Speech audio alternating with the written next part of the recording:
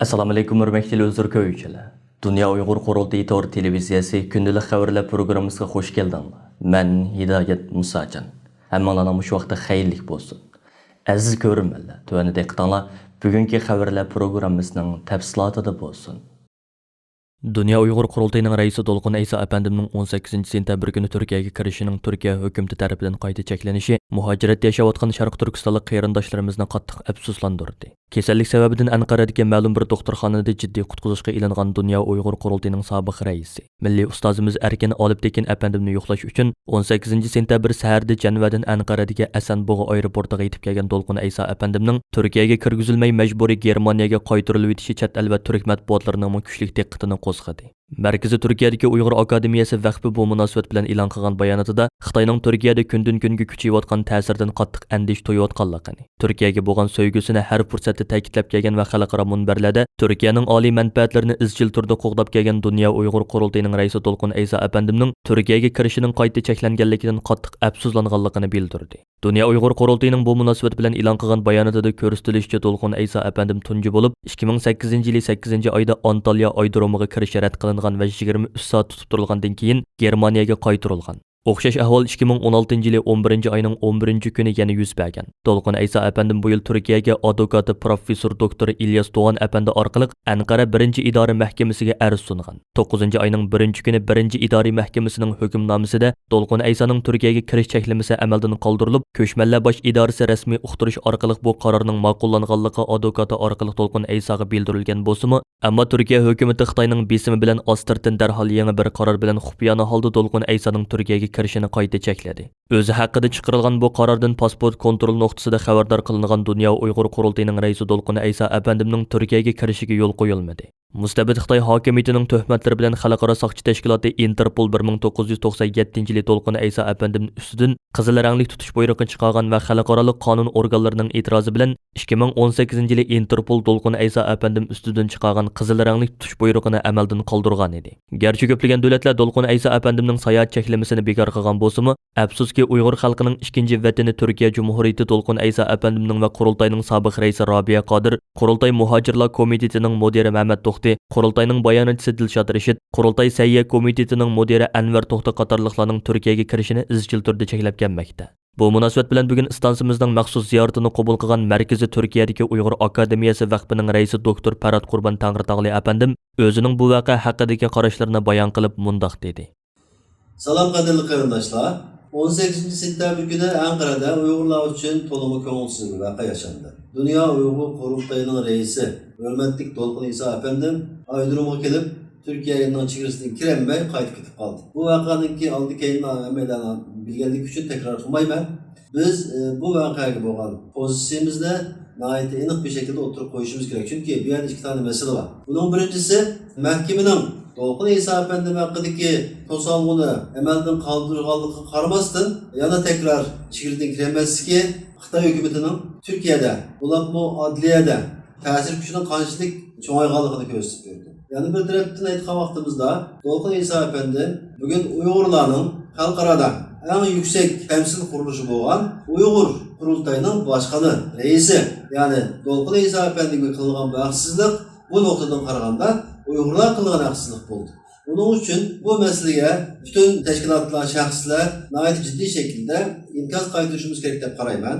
Biz Uyg'ur akademiyasi vaqfi bugünden itibaren bir ommaviy faoliyat başlatmışız. Faoliyatdagi mazmuni Türkçe Dunya Uyg'ur Qurultiyi boshqoni Dolqun Aysa Bey'in Türkiye'ye giriş yasağı kaldırılsın.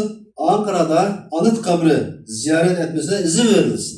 Yani Dolqun Aysa Bey'in Türkiye'ye giriş to'solg'isi amaldan qoldirilsin ve Ankara'da Atatürk xewerleriga berib ziyaret qilsa ruxsat qilinsin. Biz bunu demiş bu şekilde oturup koyduk. Türkiye'ye kelgan başka devletlerinin rahbarlarının Ankara'ya kelganda birinci qilgan ishi Atatürk xotira qabrisiga berib bu yerda hurmat bildirish. Biz bu Dunya Uyg'ur Qurultiyiningki raisi sifatida bilan Dolqun Aysa Bey'ning Turkiyaga kirishiga ruxsat qilinishini ham Atatürkningki xotira qabrisiga berib bu yerda hurmat bildirishga ruxsat qilinishini talab qildik. Biz bu yerda masalani bu şekilde qo'lga olmasak, bundan keyin bo'lgan ba'zi voqealarning oldini to'samaymiz. Bu ciddi bir masala. Bunun uchun bu ommaviy faoliyatga bütün teşkilatlar ve şahslar aktif şekilde katılaylık. Biz bu amir faaliyetki hazırlanan tekstini sosyal medya taratqularında taqtimiz. Hemen bunu özü halganca imzalab yoki bo'lmasa ustiga o'zining imzosini qo'yib, keng ko'lamda tarqasa bo'ldi. Yani bizning vazifamiz birisiga mayta atish, xafolash emas. Bizning vazifamiz qayg'imizni kuchga aylantirish. Rahmat.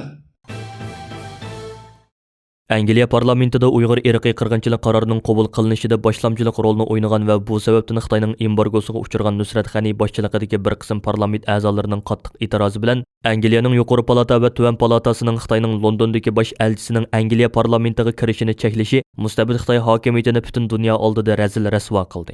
G'arb matbuotlarida bu vaqtdagi talash-tortishlar hozirmi ham izchil davom qilmoqda.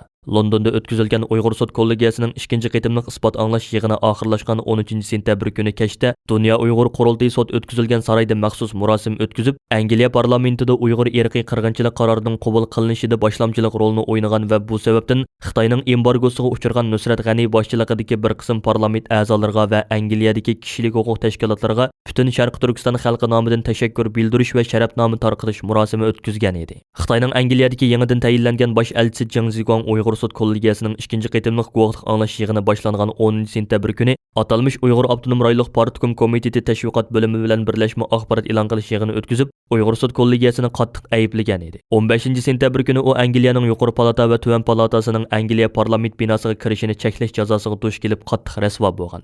BBC agentligi e'lon qilgan Xitoyning Angliyadagi bosh elchisining Angliya parlament binosiga kirishi cheklandi nomli xabarga qaraganda, Angliya tuvan palata boshlig'i Lindsay Hoyle va yuqori palata boshlig'i Rod Macfall Xitoyning Londondagi bosh elchisi Jing Zigongga uqtirish avatib, Xitoyning Angliya parlament a'zolariga qarata yurgizgan jazolarini amaldan qoldirmoqcha, Angliya parlamenti uning parlament binosini ziyorat qilishni qarshi olmaydiganligini bildirgan. Xabarda bayon qilinishicha, Angliyadagi partiya halqagan Xitoy guruhi 15-sentabr parlament binosida o'tkaziladigan chet el elchilari sharafiga ziyofat berish faoliyatiga Xitoyning Angliyadagi bosh elchisi Jing Zigongni taklif qilgan. Buningdan 13-sentabr xabar topgan parlament a'zolari qattiq norozi bo'lib, bu ziyofatni yo parlament binosi sirtidagi boshqa o'rniga yo'tkib etishni yoki Xitoy bosh elchisining parlament binosiga kirishini cheklashini talab qilgan. Bu xil talabda bo'g'uvchilar Xitoyning Uyg'urlar ustidan yurgizayotgan jinoyatlarni izchil qattiq ayblab kelgan va bu yil 3-oyda Amerika, Kanada, Yevropa ittifoqi bilan birga Uyg'ur irqiy qirg'inchiligi bilan aloqador bo'lgan Xitoy amaldorlariga qarata jazo e'lon qilgan Angliyaning yuqori palata va tuvan palatasiga mansub parlament a'zolaridan iborat bo'lgan.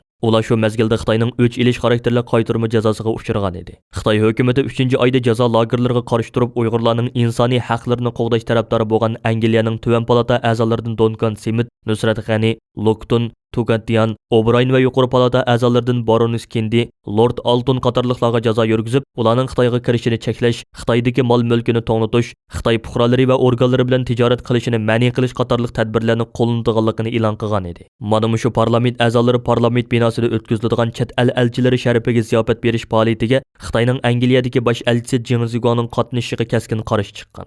Ular yuqori palata va tuvan palata boshliqlariga yozgan xatlarida Xitoy hukumatining ba'zi parlament a'zolariga yurgizgan jazosi yolg'iz ularga yurgizilgan shaxsiy jazo emas, balki u bir butun Angliya parlamentiga va barliq parlament a'zolariga yurgizilgan jazodir.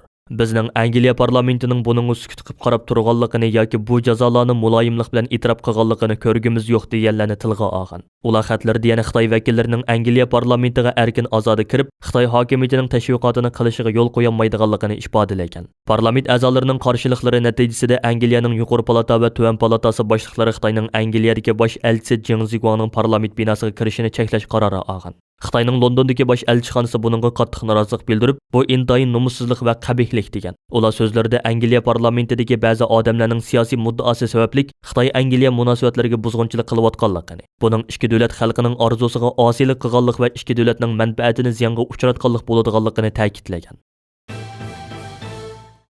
Amerika Avam Palatasining raisi Nancy Pelosi xonimning 17-sentabr Londonda boshlangan G7 davlatlari parlament boshliqlarining yig'ini harpisida Xitoyning Uyg'urlarga yurgizayotgan irqiy qirg'inchiligini yana qayta ta'kidlashi kuzatuvchilarning kuchli diqqatini qo'zg'adi. Amerikadagi Davlatlik taqrir jurnalining ilgari surishicha Amerika Davlat Majlisining Uyg'ur kishilik huquq siyosati qonuni, Uyg'ur majburiy amgikining oldini olish qonun qatorliq qonun modellarini ma'qullashida halqalik rol o'ynagan Pelosi xonim 17-sentabr Londonda boshlangan G7 davlatlari parlament boshliqlarining yig'ini harfsida qilgan so'zida Xitoyning Janubiy dengizda harbiy tajovuzchilik qilayotganligini, Sharq Turkistonda irqiy qirg'inchilikni davomlashtirayotganligini, Tibetning madaniyat, til, diniy jihatdagi afzalligiga daxli tarz qilayotganligini, Hong Kong va Xitoyning boshqa joylarida demokratiyani bostirganligini alayda ta'kidlab o'tgan. Xitoy hukumati xalqaro Uyg'urlarni majburiy amgakka silish bilan ayblanib boyqut qilishga uchragan Sharq Turkiston paxtasiga 50 milliard yuan qarz berib, uning ishlab chiqarishi va bahosini turaqlashtirishga majbur bo'lgan. Kuzatuvchilarning faraz qilishicha bu ahvol Amerikaning Sharq Turkiston paxtasida ishlab chiqarilgan mahsulotlarni import qilishni cheklashi, nurg'un dongli xalqaro shirkatlarning Sharq Turkiston paxtasini ishlatishda boyqut qilishi, uning rayondagi paxta ishlab chiqarishga qattiq ta'sir qilib, qutqizishga majbur bo'lganligini ko'rsatdi ekan. Shanxua agentligining 17-sentabrдagi xabarida oshkorlanishicha Xitoy Yezi Egilik taraqqiyot bankasi bu yil kuzda paxta shirkatlariga 50 milliard yuan alayda e'tibor bog'ida qarz tarqatishni qaror qilgan. Xabarda buning paxta bozori va paxta bahosini muqimlashtirishni maqsad qilganligi ta'kidlangan. Xitoy hukumatining 2017-yildan boshlab milliondan ortiq Uyg'urni turma va lagerlarga qamishi, paxta ishlab chiqarishni o'z ichiga olgan keng sohalarda majburiy amgakka silishi Amerika boshchiligidagi g'arb davlatlarining jiddiy inkosini qo'zg'agan. Amerika Tamojna va chegara qo'g'dash idorasi o'tgan yili Sharq Turkiston paxtasida ishlab chiqarilgan mahsulotlarni cheklagan. Xalqaro oliy sifatli paxta tashkiloti Sharq Turkiston paxtasi ishlatishni to'xtatganligini e'lon qilgan edi. Ma'lum bo'lishicha, Xitoy Yezi Egilik taraqqiyot bankasining 50 milliard yuan qarz puli rayondagi 3 million tonnadan ortiq paxta sotib olgan shirkatlarni qo'llashga qaratilgan ekan. Xabarda rayondagi 149 shirkatning bu o'lchamga tushadiganligini bildirgan. Uyg'ur sud kollegiyasining 2-qitimliq isbot anglash yig'inining 10-sentabrdan 13-sentabrgacha Londonda muvaffaqiyatli holda o'tkazilishi Qozog'istondagi Uyg'ur va qozoq siyosiy faoliyatchilarimizni alayda mamnun qildi. Qozog'istondagi Otyor Pidoyilar tashkilotining rahbari Erbul apandi Erkin Osiyo radiosiga qilgan so'zida mundaq deb ko'rsatdi. London Uyg'ur sotidan qozoq qarindoshlarimizni cho'ng umid kutadi. Bo'lib Xitoydan zardab chekkanlar va ularning urug' tuqqanlari. Mayli mushu Xitoy konsulxonasi oldida 200 necha kundan buyon norozilik bildirib kelayotgan onalarmi, shu yerdagi boshqa qarindoshlarimiz bu Xitoyni sotga tassa, oldimizdagi cho'ng sotlarning boshlanmasi bo'lib qolsa deb mushu sotga qattiq ishinyotdi. Ilgariki London sotiga Sayragul Savutboy, Ömerbek Aliga o'xshash qarindoshlarimiz qatnashgan bo'lsa, bu qitimda 4 qarindishimiz qatnashdi. Elim Xitoy lagerlarida bo'lib kelgan qondoshlarimiz Qozog'istonda intayin ko'p. Ularning hammasi Xitoyning besimi sababidan guvohlikka chiqolmayotdi. Bu sud yana davom qilib, kelgusida ko'plagan shohidlar qatnashidi va suddan cho'ng natijalar chiqadi deb umid qilamiz. Albatta bu suddan keyin Xitoy tarafidan bu shohidlarning urug' tuqqanlariga bo'lgan besim yana davom qiladi. Xitoy bu besimni to'xtatmaydi, texmo kuchaytiradi. Endi Qozog'istondagi matbuotlarda bu masala ko'tarilmaydi. Sababi Qozog'iston bilan Xitoy zich iqtisodiy aloqada. Shuningdek Qozog'iston Xitoyga qarata biror qarshilikmi bildirmadi. Bu masala faqat ijtimoiy taratqularda yoritilmoqda. Dunya Uyg'ur Qurultiyining Qozog'istondagi oliy maslahatchisi, Qozog'iston jurnalistlar ittifoqining a'zosi Rizo Samadi apandi sud haqida to'xtalib mundaq dedi. Chunki bu sudda Xitoy bosqinchilarini, uning uzun yillardan beri Uyg'ur, qozoq va boshqa millatlarga qarata insoniyat tarixida ko'rilmagan vahshiyliklarni amalga oshirayotganligini xalqaro qonun qoida bo'yicha so'rqi tortdi. Mana bu xalqimizning uzun yillardan beri qilib kelayotgan orzu arman edi. Yana bir ahamiyatli tarafi Xitoy istilojilarining Uyg'ur xalqiga qarata irqiy qirg'inchilik jinoyatini inkor qilib bo'lmaydigan amaliy dalil isbotlar orqali dunyo jamoatchiligiga ko'rsatib berganligi bo'ldi. Dunya Uyg'ur Qurultiyining bosh maslahatchisi, Qozog'istondagi milliy ustozimiz Qahramon G'o'janbardi apandi bu vaqtda to'xtalib mundaq dedi. Bu sud Markaziy Osiyodagi, shu jumladan Qozog'istondagi Uyg'urlarga, angliq Uyg'urlarga zo'r ta'sir qildi. Chunki asosiy xalqimiz yezlarda turganlikdan internet masalasi bor. Ko'p tingishmaydi, qaranmaydi. Bu sudning ahamiyati shuningdiki, Xitoyning Uyg'urlarga qaratgan siyosatining hamma sohalari fosh bo'ldi. Uning ustiga kuchli dalil isbotlar bo'ldi. Shu jumladan Qozog'istondagi guvohchilar lagerlaridagi haqiqiy vaziyatni pokitlik aytib berdi. Bu sudda ko'plagan mutaxassislarning ilmiy dalil paketlari, dokladlari nihoyatda kuchli bo'ldi. Bu Uyg'urlarga ta'sir qildi. Jumladan O'rta Osiyodagi Uyg'urlarda millatning kelgusiga bir ishonch hosil qildi. Mushu yilning boshlaridan tortib Olmuta shahridagi Xitoy konsulxonasi oldida o'zlarining Xitoy turmalarida va yig'ilish lagerlarida gunohsiz yotgan urug' tuqqanlarning izdirigini talab qilib namoyish qilayotgan qozoq qarindoshlarimizning boshlamchisi Baybulat Kunbulat apandi o'zining Uyg'ur sud kollegiyasining 2-qitimliq isbot anglash yig'ini haqidagi qarashlarini ifoda qilib mundaq dedi. Biz xalqaro Uyg'ur sud kollegiyasiga yuqori darajada baho beramiz. Bu sudning bo'lishi va uningga qatnashish biz uchun intayin muhim. Chunki bu sud Xitoyning qirg'inchiligiga munosabatlikdir. Biz sud paytida shuni uyushtiruvchilar bilan bevosita aloqada bo'lib, uning ishiga qatnashgan edik. Bu biz uchun cho'ng hurmat. Bu sudning keyingi natijasi yaxshi bo'ladi deb o'ylaymiz. Xitoydagi urug' tuqqanlarimizning qamoqdan bo'shab, Qozog'istonga kelishiga bu sudning ta'siri zo'r deb hisoblaymiz. 40 yoshlik Baybulat Kunbulat apandi Sharqi Turkistonda tug'ilgan bo'lib, 2020-yildan buyon Xitoy konsulxonasi oldida yolg'iz kishilik namoyishlarga patbat chiqib kelgan va o'zining inisining va boshqa qondoshlarning lagerlardan ozod qilinishini, Xitoyning qirg'inchilik siyosatining to'xtatilishini talab qilgan. Baybulat Kunbulat bir necha qitim yerlik soqchilar tomonidan tutilib, qamalgan va har xil jarimani pullari silingan edi. Uyg'ur sud kollegiyasining ikkinchi qitimlik isbot anglash yig'ini ichilayotgan kunlarda Baybulat Kunbulat apandim shuncha qattiq besim va tahdidlarga pisat qilmay, Olmaotadagi Xitoy konsulxonasi oldidagi namoyish maydonidan stansimizning maxsus ziyoratini qabul qilgan va sudda guvohlik bergan butun qarindoshlarimizga muvaffaqiyat tilagan edi. Hurmatli televizor ko'ruvchilar, yuqorida Dunya Uyg'ur Qurultiyi to'g'ri televiziyasi kundalik xabarlar programmasida diqqatingizga sundiq. Keyingi qitimlik programmamizni ko'rishaylik. Ko'rishga omon bo'lgaysizlar. Xayr xo'sh.